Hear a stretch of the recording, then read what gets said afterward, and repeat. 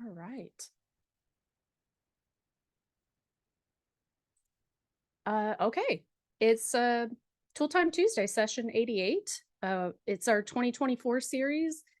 So we're starting fresh with a new year, a new you. Um, we wanted to talk a little bit about how to manage the overwhelm. Um, obviously, we only have 30 minutes, so we can't solve it all in 30 minutes, but we're going to give you a few tips. Hopefully, you'll take a couple away and it'll help.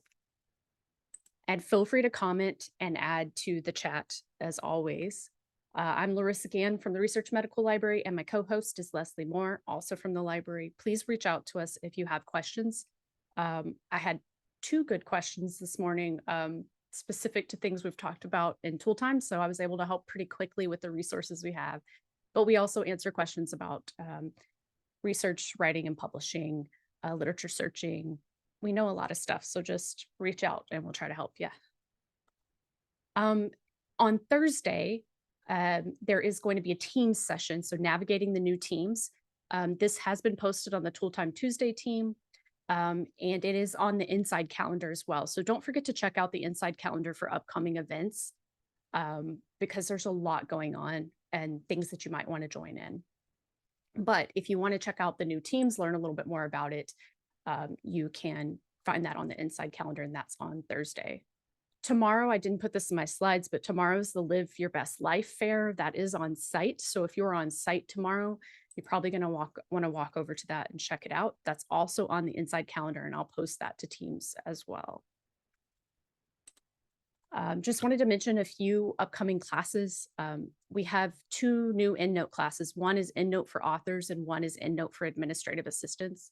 Each of these classes are going to have some different kind of topic points. So if you are using EndNote, please join these again on the institutional calendar, the library calendar. There's a PubMed search, save, and cite, and there's a finding meeting abstracts, proceedings, papers, and book chapters class. So check out the library calendar or the inside calendar for these upcoming events. All right, so one of the first things we wanted to mention briefly is having a little overwhelm with the number of apps that we have on our computer. This happened to me recently, so we wanted to add this in as something that might be happening to you as well. So app overwhelm. When you start up your computer, which hopefully you are shutting your computer down several times a week, if not every day, apps start to open up on your computer immediately. Sometimes this is handy and sometimes it's annoying. It slows things down. You can change what starts up when you start up your computer. All you have to do is go to the search bar in the bottom left-hand corner of your computer, the little search glass icon. You're going to search for startup apps, and you can see I typed in start and it was already there. It's going to give you a list of the apps that you have. You can toggle off programs that you don't need to be on when you first start up your computer. For me, I don't really want Teams on right away. It pulls a lot of bandwidth. I'm going to check Teams, but I don't want it on right away. So I toggle off Teams and OneNote and Edge so they don't just pop up automatically. It takes a little bit of extra bandwidth on my computer if they pop up. So just maybe go through your startup apps, toggle off some things that might speed up your startup process a little bit. Also remember that you can pin apps to your taskbar. So the taskbar is the bar at the very bottom of your monitor. You should have a black bar. Things that you're going to use every day, you might want to pin there, and it's pretty easy to do. If you have the app open, in this case, I had OneNote open, all you have to do is right-click on the app icon and choose Pin to Taskbar. It'll pin to the bottom there so that you can open it up quickly when you're ready to use it. So this may be, your Outlook. I don't know if you use your to-do list frequently, whatever it is that you use regularly, you'll pin. You could also go to your Windows icon in the bottom left-hand corner of your screen. When you click on that Windows icon, it gives you a list of programs, and you can choose more next to the program and pin to taskbar there as well. So basically pinning just makes it quick for you to access those apps that you're going to use frequently. Okay, so the big part of this is email overwhelm. So we're going to talk about some things that you could do. Some of them you may already be doing. Keep in mind that Outlook is updating, so we're going to be sometimes looking at different versions of Outlook with one another. Um, that's why we have the Tool Time Tuesday team to keep talking and keep asking questions. So we're going to try to show you both versions today. One thing we want you to think about is making sure you've set your work hours. Setting your work hours in your Outlook calendar is going to make sure that people who are scheduling you know when you're actually on and when you're not on. So all you have to do in the new Outlook or Outlook Online, there's a gear in the upper right-hand corner, a little gear icon, which just means settings. You can choose calendar, and then it's going to give you this window where you can choose work hours and location. All you're doing is saying, I work Monday through Friday, or I work Tuesday through Saturday, whatever it is, and I work from this time to this time. That is going to show those hours as available for those hours, unless you're scheduled, of course. If you don't have this set, someone might schedule you for 7 a.m. and you're not available at 7 a.m. or 7 p.m. and you're not available at 7 p.m., whatever your schedule is. So set your work hours. On the classic Outlook, which many of you probably still have, you can go to File in Outlook, Options, Calendar, and then you're going to get your work hours and you'll be able to set your work hours. This also affects how you see your work hours on your calendar when you look at it. So just remember to add that in. You can set different hours for different days. Yes. So if you have kind of a flex schedule, you can definitely set different hours. I don't think there's particularly any advantage to the location that I can think of. Most people are going to book you where they want to book you. So. Okay, and someone else asked about, should everyone have the option to toggle to the new Outlook? It looks like not everyone does yet. Leslie just got hers this morning, so I think they're rolling out slowly. We wanted to mention rules. So we've talked about rules before here, but it's something that it's easy to overlook. What rules are in Outlook is a way for you to automatically file or delete emails. So if you get regular emails, an example for me is I have author alerts set up. So anytime someone on our staff gets published, then I get an email that says, hey, so-and-so was published and here's the paper. I don't have time to look at those day to day. So I have a rule set up in Outlook that they file into a folder. When I have time later, I'm going to go look at them later. You can also copy things to a folder. So if you know, let's say your department administrator is emailing you, you want to make sure you don't lose those emails because what they're sending you is really vital. You can have those copy into a folder or move into a folder as well. So if you want to set up a rule for a specific email, all you have to do in the new Outlook or the Outlook Online is you're going to right click on the email, you're going to go to Rules and Create Rule. You're going to choose to move all future emails from that sender to a specific folder. So maybe you have a keep folder or a administrative folder. It's up to you and how you want to organize. Or you can choose more options when you're right clicking here to create the rule, and you can create a rule from scratch. So you can name your rule, you can add a condition. The condition would be, it's always from my boss, or it's always from this Dr. Pisters. Who it's to, the subject line. So sometimes the subject line, if it's a repetitive email, it'll have the same words in it. So you can add the condition of the subject line. The action is just to move it. So move it to another folder, copy it to a folder, or just go ahead and delete it. I don't ever use the delete one. I'm not sure what that one would be for, but who knows? It's there. Leslie wants to remind you to always keep the box checked for stop processing more rules. Just don't worry about this box. It's checked automatically. Don't uncheck it. It's important. So that's the new Outlook. But if you're using the current desktop Outlook, you can right click on an email in your inbox. You can go to Rules and you'll see there's a couple options. You can always move messages from this person to a folder, or you can create that new rule. So the same thing, create the rule, name it, choose the condition and choose the action. I don't have a lot of rules set up, but the ones I do set up, The other one I have set up is when I get responses for events, I have them go to the trash automatically. You can also just, when you create an Outlook event, you could say, I don't want to receive responses. Either way, I don't need to see if you responded right away. I could go back into the event and look at that later. So I have those go to the trash automatically. Larissa, we have a question about working hours. Is there a way to schedule or set up your working hours if you have a rotating schedule? Weeks. I don't know. Has anyone done that? I don't think there is, but we can investigate. Okay, rotating schedule. That's a good question.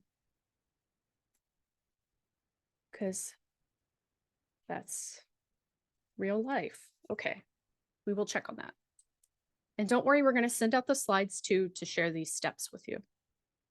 We also wanted to mention conditional formatting. So conditional formatting is something that I've really loved in the classic Outlook. It is not in the new Outlook online. It's not supported at this time. I'm hoping they'll add it in at some point, but it's not there right now. And we're going to talk about an alternative kind of way to do something similar, but not exactly the same. But for the classic desktop Outlook, the purpose of conditional formatting is to make certain emails pop for you, just stand out. So in this example, Leslie's emails are coming through with red text and they're bold for me. I like this, again, when my department administrator emails me, she almost always has an action item for me. So I want that to be bold. I do not want to miss her email. I want to make sure that I'm answering that because I could be delaying processes if I don't. She's actually my only conditional formatting. But in the classic desktop, you can go to View tab, View Settings, and Conditional Formatting. And you're just changing the display of the messages. So you can change the font color, the font size, and you can add strike throughs and underlines to make emails from that, that person pop a little bit more. So I think we had a question. So someone asked, how can I automatically delete or file out of office responses to events?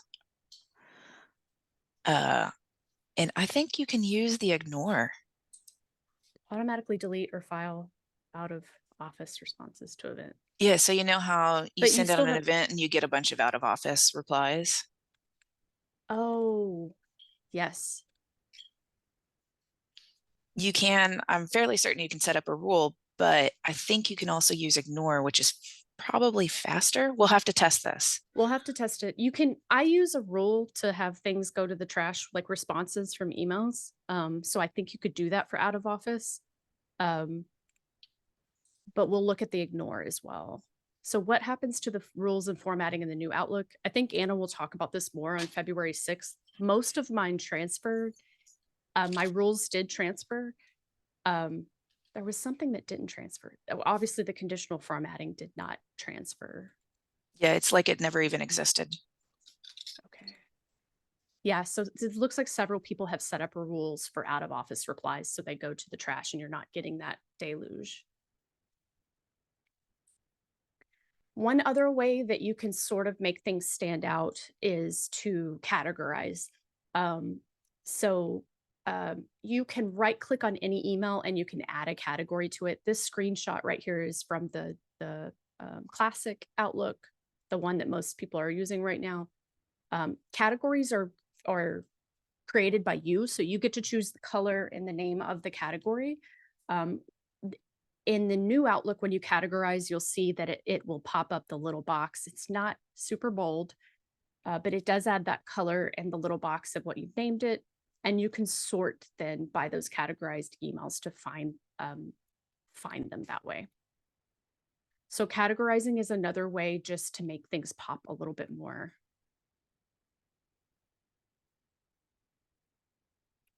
Okay, and someone else asked, why is my Outlook different depending on if I'm in VX, laptop, and desktop? So you may, I don't know what it looks like in VX, but you may be using the online version of Outlook in VX Remote and using the classic on your desktop. That's what I'm assuming. We also have a question from earlier. Do you have to be connected to VX to receive the update? I think they mean VPN. And this is that rolling update where some people are getting the toggle and not everyone has gotten one yet. So what Anna told me, is Anna here today? Am I talking over her? Okay. Nope, Anna's here. Okay. What she told me was that as long as you, when you log in the next morning, it will push the update for you. So if you're not on the VPN the whole time, it's okay, or VX remote or anything. As long as you log in the next day, try rebooting every morning too, so that any updates are pushed to you.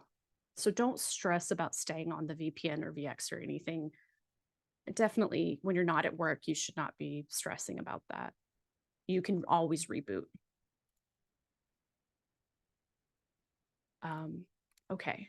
So someone asked about how you can make the unread emails pop. And you can do that conditional formatting in the classic Outlook. I think I'm still exploring the new Outlook. I mean, I know I'm still exploring the new Outlook, so maybe we'll give you some more tips on that in the future. So Anna Anna also, says, oh, go yeah, ahead. go ahead. VX has different versions that will be updated after the desktop is updated. Okay, so VX is going to be behind our desktop computers, so it is going to be a little jarring for some people. I wanted to point out with this question about how to make unread emails pop. New Outlook and online Outlook have a filter for only looking at your unread emails. So you can, in your inbox, you can filter for just unread, and then once you've read them, they disappear off that list. They're still there. They're just no longer, because they've been read, they're no longer part of that filter. Yeah. So. And there's an unread option in the classic one as well. So maybe we can post that later as well. Yes. Oh, I skipped ahead. We also have gotten some questions recently about spam, which I realize is annoying in life, on your phone, on your personal email, everywhere there's spam. You can try to manage the spam a little yourself. I realize it takes a few moments to stop and do it, but I think it's worth it in the long run. So either the classic or the new Outlook, you can right click on any message. You can choose block in the classic Outlook. It's junk. I mean, it's junk in the classic. It's block in the new one. I'm so sorry. The new Outlook says block, and then you block the center. The classic Outlook says junk, and you block the sender. So what it's going to do is move that email to the trash, and it's going to try to block that sender from that point forth. So if you get spam, go ahead and choose block junk and block that sender to try to keep it from coming back. Obviously, if it's a phishing email, you want to report it. But if it's general spam, you can just go ahead and try to block it. Does anyone use the block feature or the junk feature? I had not been using it. Leslie is very good about managing her spam, and I'm not as good at it, but I'm going to try better to be better. Okay, so someone has a good question. They blocked a vendor that they actually need to communicate with. So how do you unblock them? The next slide. Perfect timing. So you're also going to continue to receive these MD Anderson spam quarantine notification emails. So you've probably seen these and they look spammy themselves, but these are legit. These are things that when you look at them, that they are getting pushed to a spam folder. So when you get them, you'll notice there's an option where you can release and allow the sender. I know this is tiny, but it's in green. So if I say, I really want to get this newsletter, which I actually did want to get this newsletter, I can choose release and allow sender. The other thing you can do to make sure in the future that you get things from that organization is you can click on manage my account. And you can do this anytime you get these quarantine emails. You can go to manage my account. When you open up manage my account, you have two lists. So on the left-hand side, you can click on lists. There is a safe senders list, and this is where you can add in a new person that you want to receive emails from. So in this case, because I wasn't getting emails from the TMC library and I wanted to get their emails, I went to new and I added in the email domain. The domain is just everything that comes after the @ So I put in @ library.tmc.edu. You could do the same thing if you want to make sure you get emails from Harvard Business Review, whatever it is, just put the domain in and they're your safe sender. You can also go to the block senders list and you could remove somebody from the block senders list. So if you had regrets, you could go to that block senders list and you could actually take them off the block senders list. Just check the box and delete. And then you can even add them to safe if you want to make sure that you're getting those. Just make sure that they are a safe sender. So this is kind of like a spam 2.0, but check out your quarantine, take a look at it because there may be things you're missing that you want to add back into your safe senders list. And I'm going to advocate the quarantine for a lot. I know it's overwhelming. I don't get a ton of quarantine email, but that's because I've trained my quarantine. So spend a little time with your quarantine. You will get fewer quarantine messages. You will get fewer, you'll have less overhead eventually. So. Yeah. And so Leslie and I had a big talk about this before we presented, because I realize so many people don't have a lot of time and it can be stressful to stop and do another thing. So maybe you could, schedule 15 minutes that you're going to work on this, once a month. It doesn't even have to be 15 minutes. It could be 10 minutes. But take a look at it and see, especially if you're missing something that you want. And don't forget to block those people automatically when they're in your email, just so they're not junking up your email. Okay. Now here's the more fun slide to me, because we were looking at some of the features. Oh, did we have a question? Can I ask a question? I'm Yes, sorry. please. It's Bridget. So when I click on my quarantine and it opens up, I have a list of 245 items. Can I click these and delete them here, or you just click the ones you want to continue? No, you can actually delete them. If you want to delete everything out of that list at once, there's a little checkbox just above the list, and then there's a delete option, and you can start over. If you're like, I don't want to look at all 200 of these, I'm just going to start fresh. You can delete them all and start over. It doesn't do anything to the quarantine itself. Oh, okay. Okay. All right. Thank you. Appreciate that. Oh, Anna has a good suggestion too. She created a rule that pulls all external mail into a folder that you can look at slowly. So this helped her figure out who to block in quarantine. The other thing is that the whole phishing thing it's really critical. If you haven't seen it in the news, like some hospitals have had their systems shut down for days because somebody clicked on a phishing email. So moving external emails to a separate folder where you review that, slowly and take your time might be smart. That is smart, especially if you've clicked on a phishing email before. I love that idea. Hooray. Which means you would just create a rule for anything that says external in the subject line. Good ideas. Okay, so back to the fun slide. I think it's fun. Here's a few other things you can do to quickly move things out of your email or to tag them kind of. So you can right click on any email, and this works for the new email and also for the classic email. Am I correct, Leslie? Except for one. Yes, except for one. Except for one. Okay. Sweep is named something else. It's okay. Yes. We'll explain it. Okay, so you can right click on any email and you can archive it. So what is the archive? The archive just moves messages into a different inbox called the archive inbox. So I realize some people don't like to delete. I love to delete. But if you don't like to delete, you can just move something to the archive inbox. It's out of your main inbox, but it's still on the left-hand side. You'll notice there's an archive that you could go back and find it if you really needed it one day. You can also snooze an email. So you can right click and you'll notice there's a snooze option. This just pushes off responding to the email. So maybe it's something you need to respond to, but you don't have time and you don't want it to get lost. You can say, bring it back tomorrow so I can look at it tomorrow, or whatever day you choose. That's the snooze option. I prefer the pin option. You can pin an email, which will hold the message at the top of your inbox. I think that this unless you let it get out of hand, it's like, I know I need to respond to this. I don't have time this moment. I'm going to pin it. And at the end of the day, I'm going to go back and take a look at it. or maybe I'm pinning it for the morning, however you decide to plan that out for yourself. You could pin something at the top that you know you need to review. There's also a sweep option. So I noticed this, I don't see it in the options now, Leslie, but I know we did it yesterday. I know. I don't know why it's not there, but I know it's there. Okay. There's I'll clarify this one. I apologize. Sweep is something, I believe it's actually at the top of Outlook. You can move a block of messages to a different folder.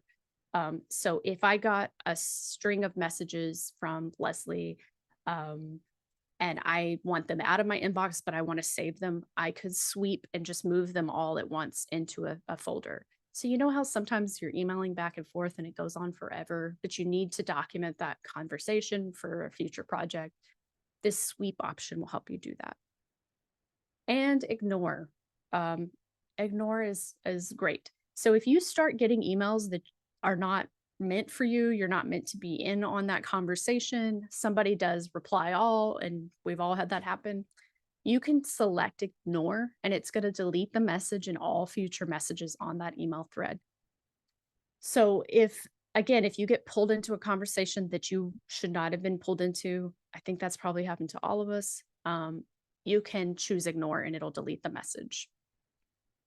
Any questions on that, on these, or any other tips? I think the sweep, if I go back, was at the top. I'll find it later. I'll find it. I swear it's here. It's called Cleanup in Classic Outlook, by the way. Okay. All right. So a couple of best practices we wanted to mention for you. Be sure to review your notification options for all your communication channels. You do not need to get pinged for every single thing that's coming through. This includes Outlook. It kind of, it's kind of like when you have your cell phone and you get the phantom vibrations. I don't know if y'all get that, where you think your phone's going off, but it's not going off, but you're checking it.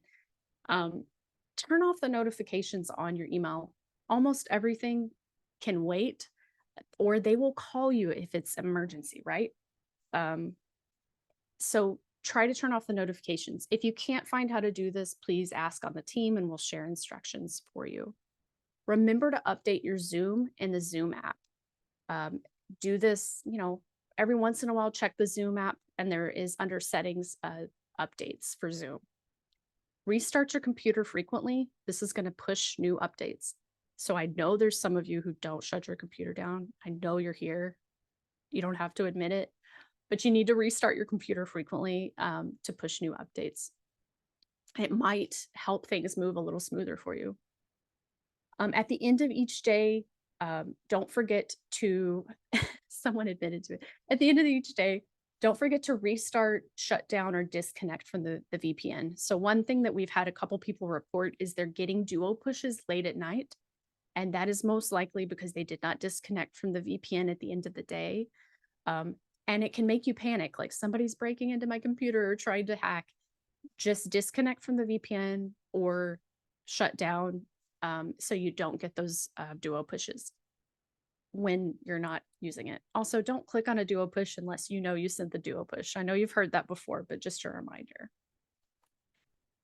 Another best practice, we've had several people tell us that using timers helps them manage their time. So giving yourself set periods of time to work. You could do it on your phone. You could get a special timer for this. Just set yourself to work 30 to 40 minutes on a task. This really does help some people stay focused. And then take a break. Go get, some tea, some water, whatever your favorite beverage is in between. You can also try time blocking your calendar. All this means is put time on your calendar to work. If you have a project and you're not getting it done, block that time on your calendar, maybe an hour every day, whatever makes sense to you, so people aren't scheduling overtime that you need to work. I always tell people to add their lunchtime so they're not getting scheduled over lunch. And it's okay to put cushion time if you need to prep for a meeting or a presentation. Try time blocking. Okay. And ask yourself, this is just my personal best practice for you. Does this have to be a meeting? Could it have been an email? Could it have been a Teams post? We have so many meetings sometimes. It doesn't always have to be a meeting. If you don't have an agenda, cancel the meeting. It's okay to cancel the meeting. Or if it could have been an email, does anyone have anything today, and nobody responds? That's not a meeting. We don't have to meet every single time. So that's my personal tip for you. Does anyone have questions? What did I miss? We have a question about how can I get notification of your rule folders when you get a new message? And actually, there's a way to do this. It's through a rule. Like when you create a rule and you need it to pop up, you can actually have it, you can have Outlook alert you. I don't know if new Outlook does it, but I can walk you through setting that up in Classic if you want to show it, Larissa. I don't know if so I don't know if it'll do it here, but you can click new rule and we're just gonna add a condition like me as the sender. Okay. And we're going to say it's from Leslie. Yep. And then add action. And this is where I don't see it, but there is in Classic, there's one that says alert or create alert. But I think alternatively, you could pin to top. That could work. So anything that gets sent from me would automatically get pinned to the top of whatever. So we may have to look into this more and see if there's any other way. Yeah, because in the Classic one, which I forgot you're not on Classic anymore, in the Classic one, you can actually do this. You can, you know what? I might have the instructions because I know I explained this to the library staff. Okay. So we'll look at that some more. Okay, let's see. So is there a way to block unwanted calendar invites? Sadly, no. From like your coworkers or because probably not. I mean, if it's from vendors, yeah, there's probably, as soon as you block a vendor, I think you block their calendar invites too. How can I stop group emails that I send from coming to me? I remember there's a way in old Outlook, but I haven't been able to find it. Oh, yeah. So you're on the group and you get the email. I don't even remember how to do that in Classic. What was the question? How can I stop group emails that I send from coming to me? So you're in a group, right? You're like in a discussion list. Oh, and I see. You send an email and you get that email.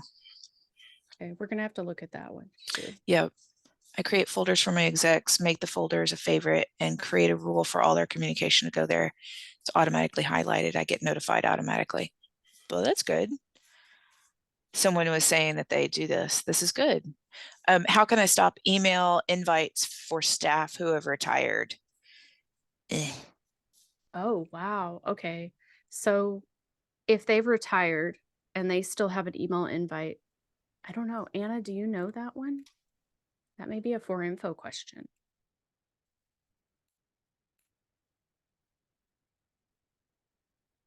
I'm not sure.